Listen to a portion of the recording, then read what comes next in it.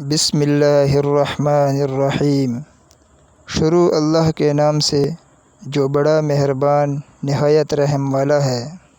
جو تمہاری خاموشی سے تمہاری تکلیف کا اندازہ نہ کر سکے، اس کے سامنے زبان سے اظہار کرنا صرف لفظوں کو ضائع کرنا ہے۔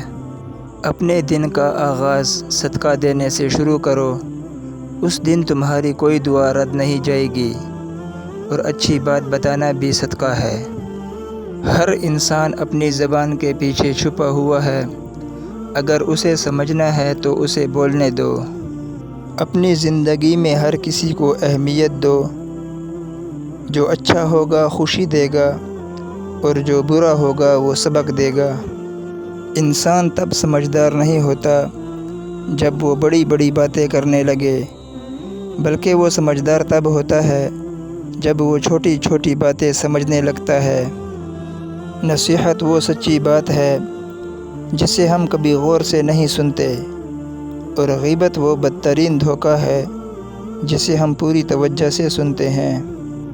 کسی کو کمزور اور حقیر نہ سمجھو، کیونکہ راستے میں چھوٹا سا پتھر بھی آپ کو منہ کے بل گرا سکتا ہے۔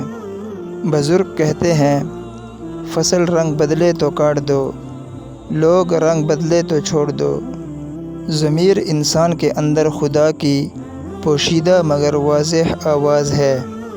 جاہل کے سامنے عقل کی بات نہ کرو، کیونکہ پہلے وہ بحث کرے گا، پھر اپنی ہار دیکھ کر دشمن بن جائے گا۔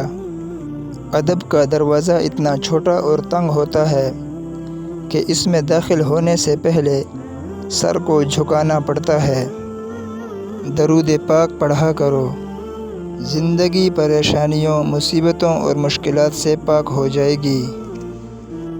زندگی گزر گئی سب کو خوش کرنے میں، جو خوش ہوئے وہ اپنے نہ تھے، جو اپنے تھے وہ کبھی خوش نہ ہوئے۔